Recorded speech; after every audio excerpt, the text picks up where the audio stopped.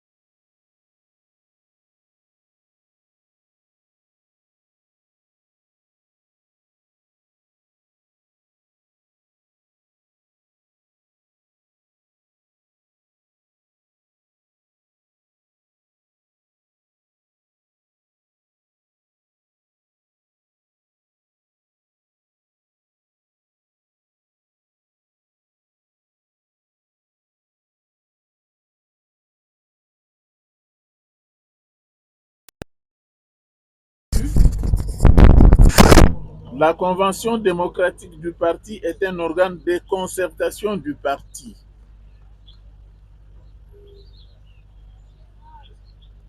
Le contenu politique de cet organe, Convention démocratique du parti, c'est le lieu où, 2 fois par an, en temps normal, l'UDPS se retrouve dans une grande rencontre qui ne peut pas dépasser 15 jours selon les statuts, pour pouvoir analyser les grandes questions du pays et du parti. Et cet organe, chose qu'il faut bien rappeler, n'est pas une assemblée délibérante comme nous les avons eues avant la révision statutaire de 2010. Avant 2010, que ce soit dans les statuts de 1982, que ce soit dans les statuts revus à partir du conclave de Bondeko en 1994, les anciens statuts prévoyaient des organes délibérants, des assemblées délibérantes qui étaient au niveau national, le comité national, et au niveau fédéral et sectionnaire, les assemblées fédérales et les assemblées sectionnaires. Au vu de l'expérience que cette organisation du parti avait produit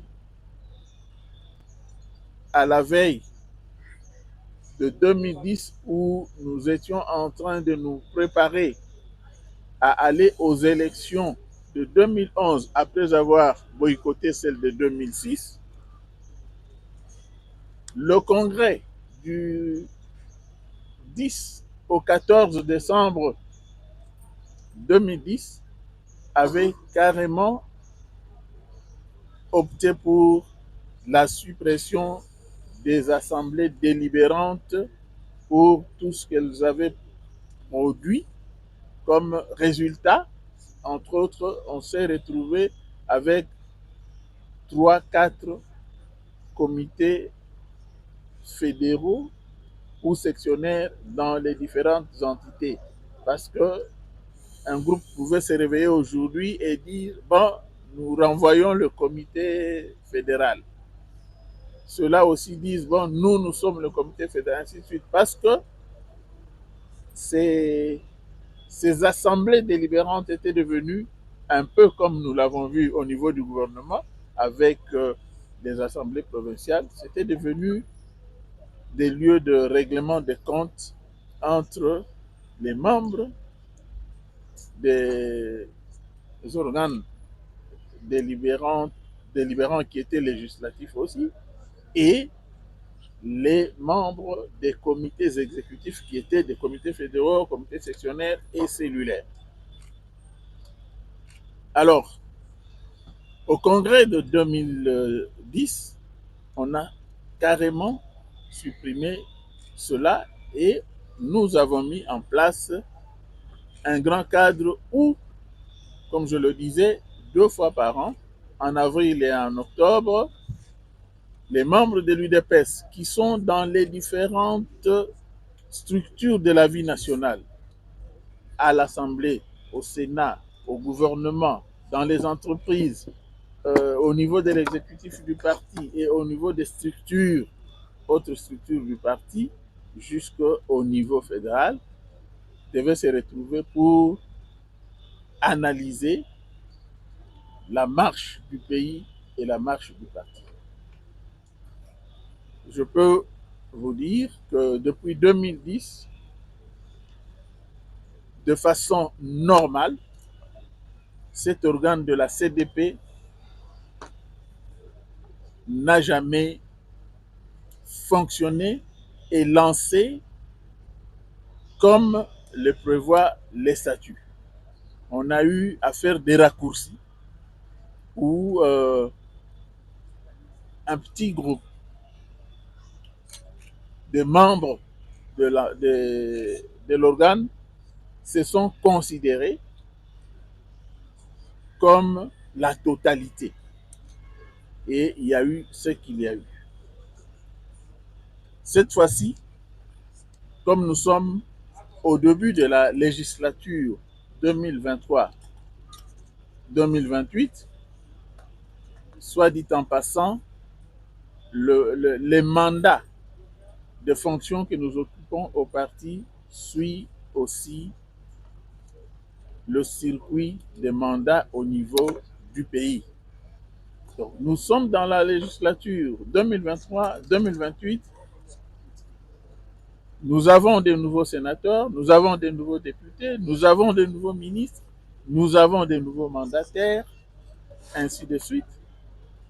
Nous devons aussi commencer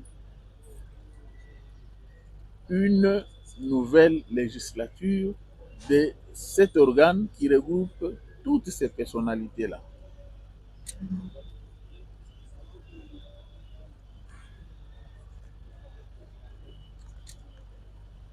En ce qui concerne les composantes ou les membres qui font la CDP, selon l'article 30 de nos statuts, nous avons les députés nationaux et les sénateurs qui sont la première catégorie des membres. La deuxième catégorie de membres, ce sont les ministres et les mandataires.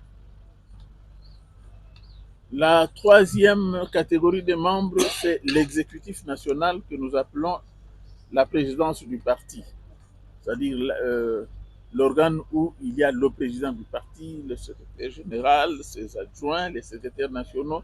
Voilà, c'est ce que nous appelons la présidence du parti. C'est la troisième catégorie des membres. Et si vous le remarquez bien, ces catégories montrent aussi l'ordre de préséance des membres qui composent la CDP. Comme quatrième catégorie, nous avons les présidents des comités fédéraux. Pas les fédérations, mais les présidents des comités fédéraux. Cinquième catégorie, les présidents des conventions démocratiques fédérales. Sixième catégorie, c'est qualité que nous avons le président de l'école du parti. Septième catégorie, la présidente de la Ligue des femmes. Huitième catégorie, le président de la Ligue des jeunes. Et neuvième catégorie des membres de la CDP, Convention démocratique du parti, ce sont des personnalités que le président du parti, selon l'article 22 des statuts, désigne en raison de 5 par province pour consommer, nous pourrions dire, la représentativité. Peut-être qu'elle pourrait faire défaut, la représentativité provinciale, au niveau des autres organes.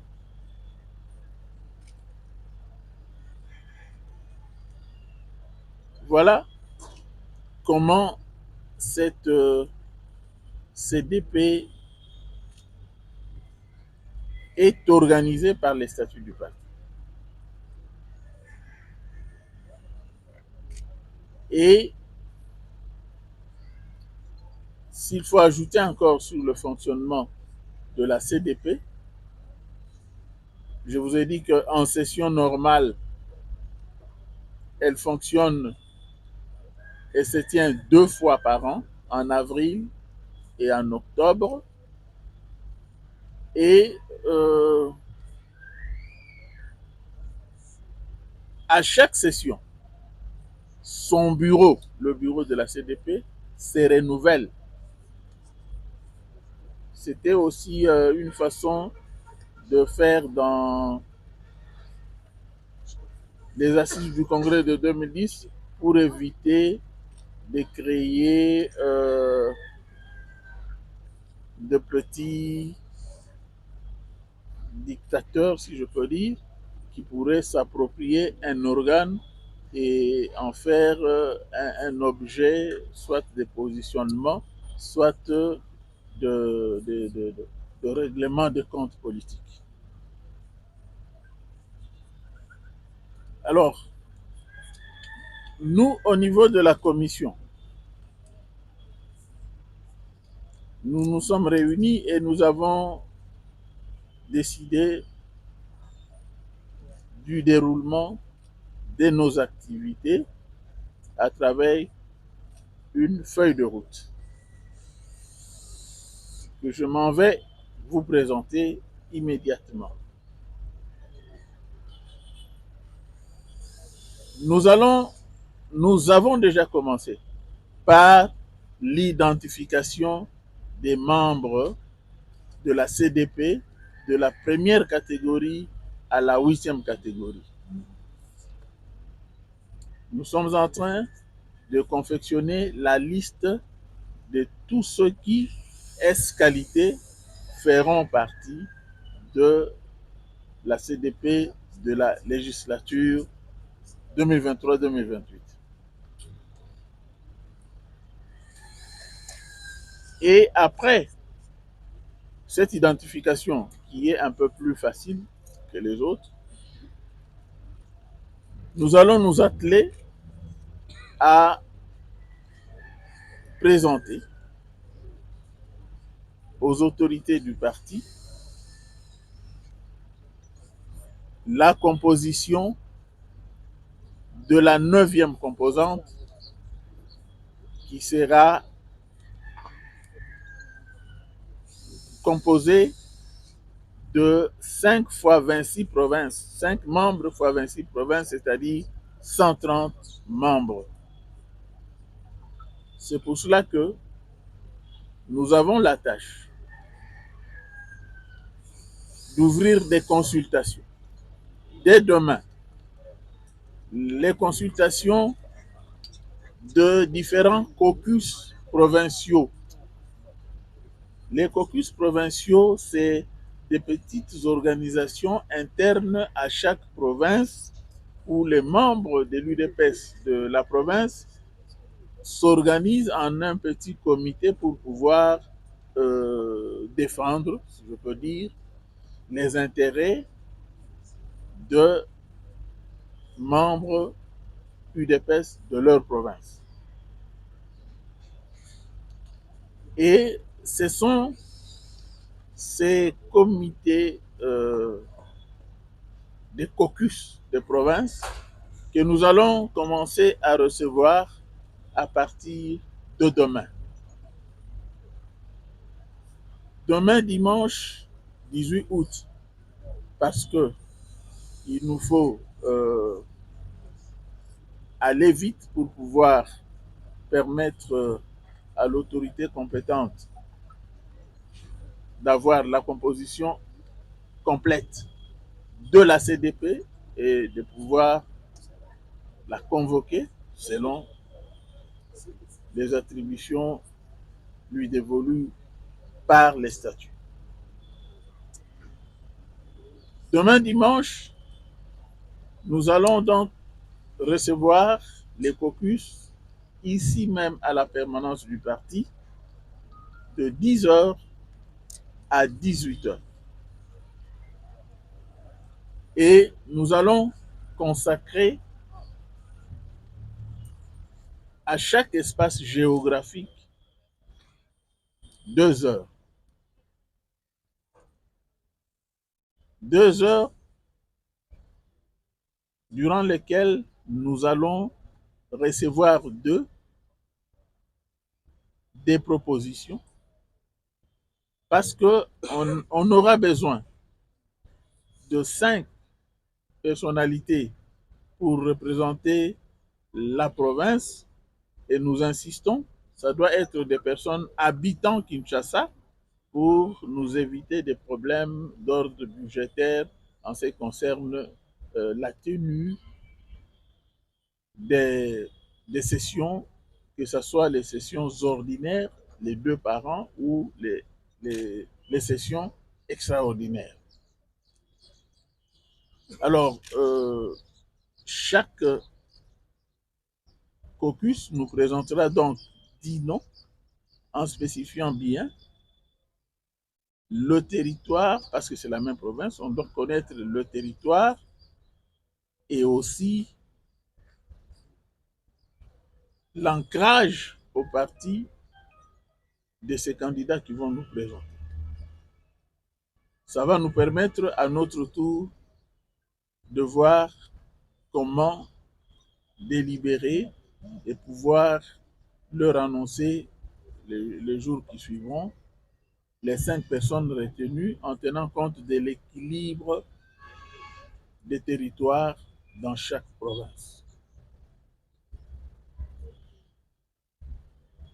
De façon pratique, demain de 10h à 12h, nous allons recevoir les caucus de l'espace Léo.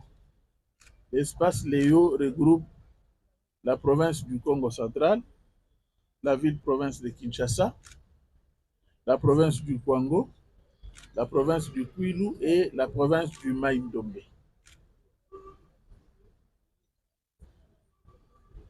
De 12h à 14h, nous allons recevoir les caucus de l'espace Grand Kivu, Grand Katanga.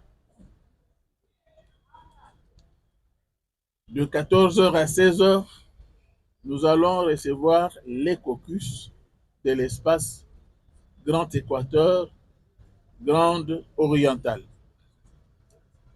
Et de 16 heures à 18 heures, nous allons recevoir les caucus de l'espace Grand Kassai.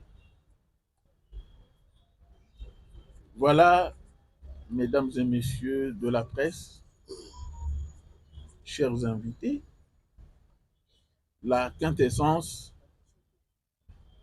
de notre activité d'aujourd'hui. Je vous remercie.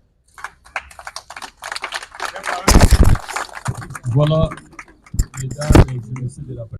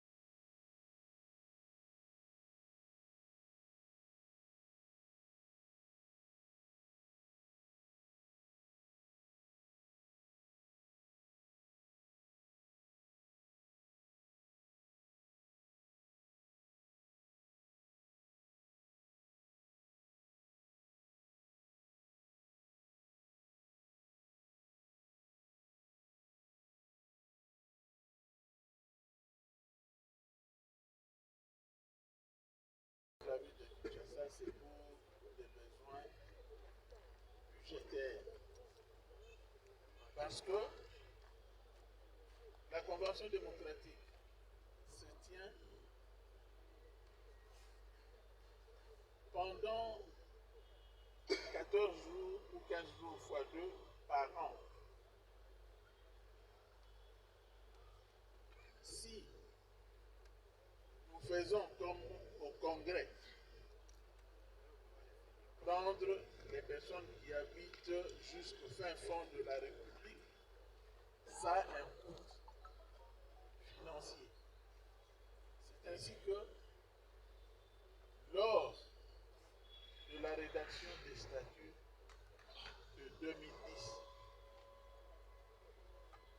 à l'issue du congrès du 10 au 14 décembre, on avait convenu que les personnalités à désigner pour la 9e composante soient tous habitants ou résidents de Kinshasa.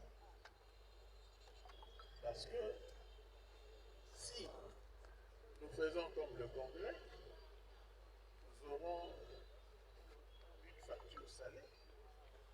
Parce qu'avec le Congrès, on invite, on prend des invités de toutes les fédérations. Si nous pouvons faire un calcul à partir de la nouvelle configuration de nos subdivisions dans le parti, ça sera donc les délégués qui viendront au moins 145 territoires, plus autant de villes que nous avons. Et calculer tout cela, la logistique est toujours lourde. Mais attention, le congrès ne se tient qu'une fois au moins, tous les 5 ans. Mais avec la Convention démocratique, qui se présente sous forme, comme un petit format du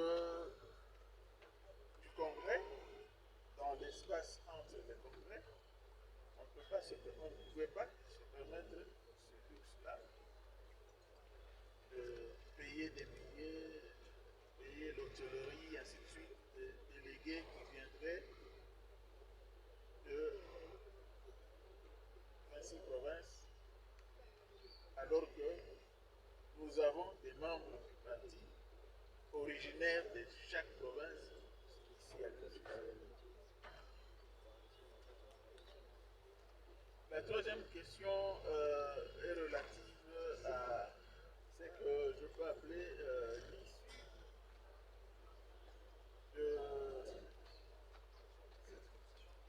l'issue de la démarche dans laquelle nous nous trouvons. Mais la démarche consiste à normaliser le fonctionnement du parti. Je vous ai dit,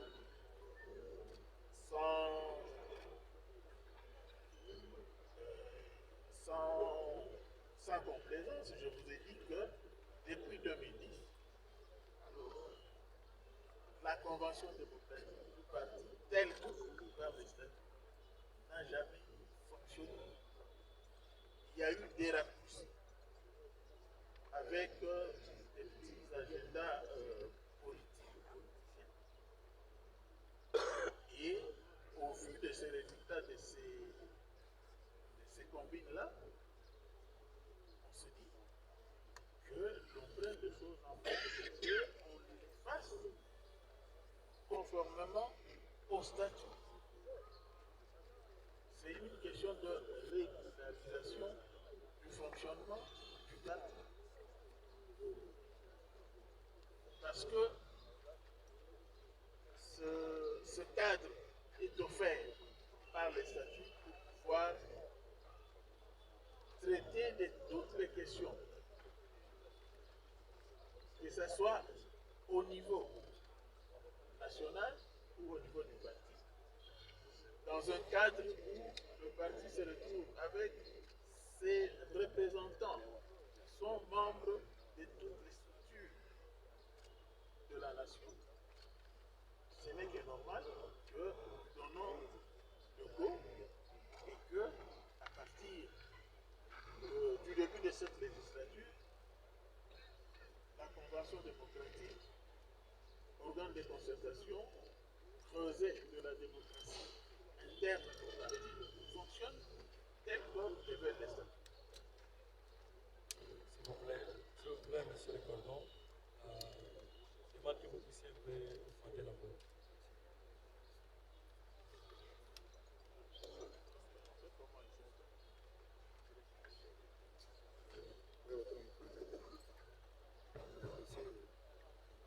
La quatrième question est relative à la compétence. Oui, la compétence de convoquer la session inaugurale au début de la législature où cet organe appelé CDP, cette compétence est dévolue au président du parti. Et les prérogatives du président du parti sont actuellement exercées par une personne qui a reçu cela du Congrès.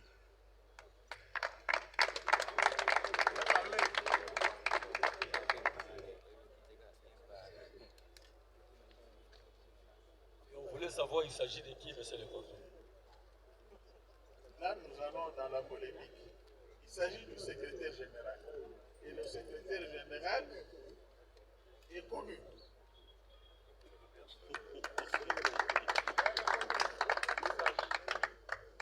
Dans un langage informel, on appelle les interfédérales. Les membres de l'UDPS originaires de la province X, de la province Y, ou même de l'espace géographique Z, se retrouvent toujours dans des petites organisations lorsqu'il s'agit de défendre les intérêts du parti dans leur coin. C'est ce que nous appelons les caucus. C'est la réalité du parti dans le province. Ceux qui sont ici ne savent pas ce qui se passe comme réalité dans le province. En ce qui concerne la représentativité, le cordon adjoint a quelque chose à dire pour compléter. Merci beaucoup, monsieur le coordinateur. Il y a deux questions qui reviennent concernant la représentativité.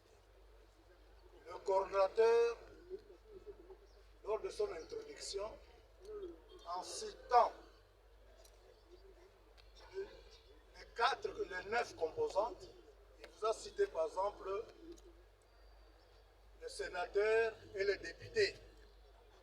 Et ici, nous savons que le député et le sénateur proviennent de nos provinces, de nos territoires.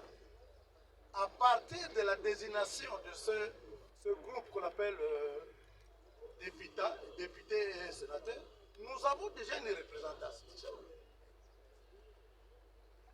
Ils viennent de nos provinces, de nos territoires. Donc, les députés de l'UDPS, les sénateurs de l'UDPS sont habilités à représenter nos combattants issus de leur province. De deux, nous avons les fédéraux. Chaque territoire constitue une fédération.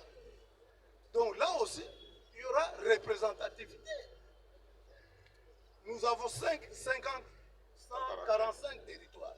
Donc il y aura 145 présidents fédéraux qui vont provenir de 145 territoires. Donc c'est une représentation.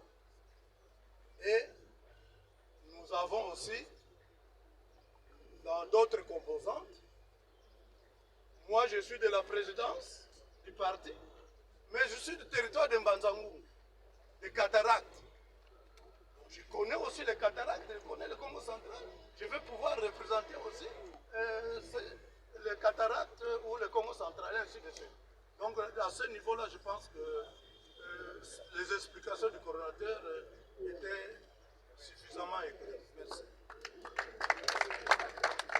Voilà, mesdames et messieurs de la presse, merci pour aujourd'hui. Je crois que nous allons clôturer ici. Et la clôture va se faire. On a commencé avec l'une du parti et nous allons clôturer avec ça. L'une du parti, mettons au début. Union pour la démocratie. I2. Pour la démocratie et le progrès social. Notre parti du peuple est parti de la majorité. Union pour la démocratie et le progrès social. Notre parti du peuple est parti de la majorité.